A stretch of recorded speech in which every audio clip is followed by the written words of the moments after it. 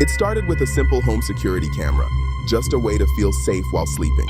But then, the homeowner noticed something odd. Every night, the playback skipped at the same moment. He felt like the room was changing, not the shadows. Something more fundamental in the walls themselves. He set the camera to the highest sensitivity. He needed to see what was happening behind his back. At exactly 3:06 a.m., the camera captured something strange. The wall behind his bed moved, just slightly, like a door outline appearing in the paint. He woke up to a soft clicking from within the drywall. When he looked, there was nothing there. In the morning, it was just a wall, but the footage told a different story. Now, he never sleeps with his back to the wall. At exactly 3:06 a.m., someone opened Daniel's bedroom door. The problem was, he lived alone, and there was only one door in his room. He checked the hallway, empty.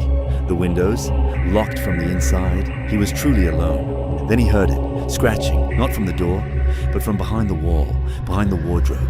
A second door, hidden for years, and the handle was starting to turn. Some things are better left closed. Daniel moved into the apartment 2 weeks earlier. Small place, one bedroom, one hallway, one entrance. The layout was simple, predictable, nothing unusual. He spent his first few nights settling into a comfortable routine. The neighbors were silent. The world outside felt distant and calm. Life was becoming easy, almost boring in its simplicity. But then came the sixth night. The air in the apartment felt different.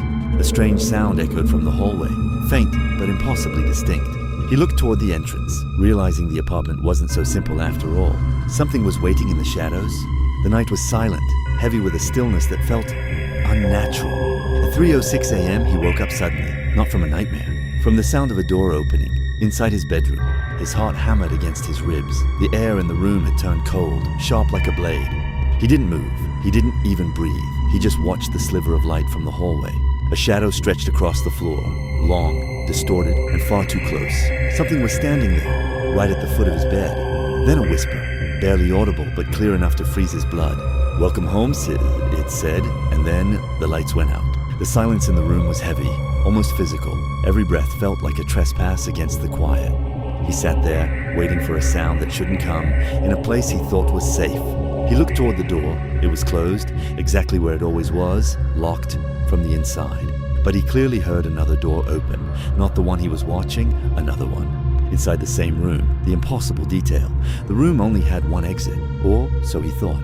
Then he saw it, a sliver of darkness where there should have been a wall, a door that wasn't there a moment ago. It creaked with the weight of centuries, inviting him into a space that shouldn't exist. Some doors are better left closed. It was the very next night. It was at the exact same time. It was exactly 3:06 a.m. It was that same eerie sound. A second door was opening, coming from somewhere behind him, from deep inside of the room. It was on the third night.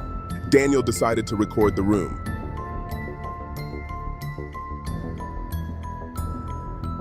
He placed his phone facing the wall behind his bed, where the sound was coming from, and so he waited.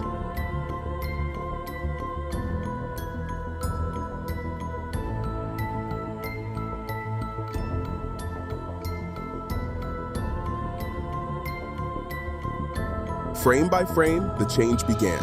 Slowly, the outline became clearer. There it was, a second door. Same size, same handle position, same height as the real one. But it wasn't there before. Scene 8, the opening. Then the outline slowly opened, silently, deep into the infinite darkness. Not a hallway, not another room. There was nothing but just darkness. Daniel always felt like someone was watching him.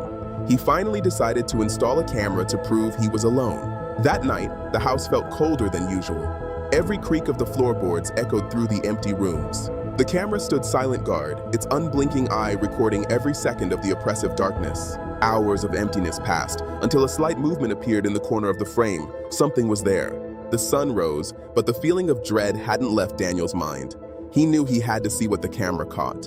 He sat down at his desk, his heart racing as he opened the playback software to review the night's events. He scrolled through hours of stillness, searching for anything that could explain the feeling of being watched. Then he saw it, a reflection in the hallway mirror that shouldn't have been there, a dark, hooded shape. He leaned in, peering at the grainy pixels, trying to make sense of the figure standing in the shadows. Daniel checked the footage again, and noticed something disturbing. The figure never blinked, even once. That night, the world outside was silent.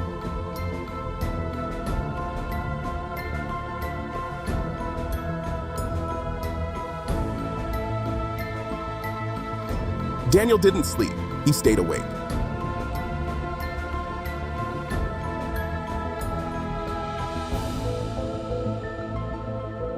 Waiting for 3:06 a.m., watching the wall in absolute silence. It started with a pattern, a timing that defied explanation. The silence in the hallway was heavy, waiting for the moment to repeat itself. Exactly at 3:06 a.m., the outline appeared again. Same shape, same position, same silent movement. The second door opened slowly. What lay beyond was never meant to be seen.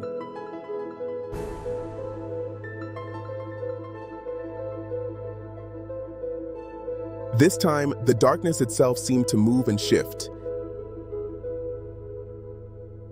The figure stepped out again, but it didn't go to the bed. It stopped near the wall. It stood motionless, looking directly at Daniel.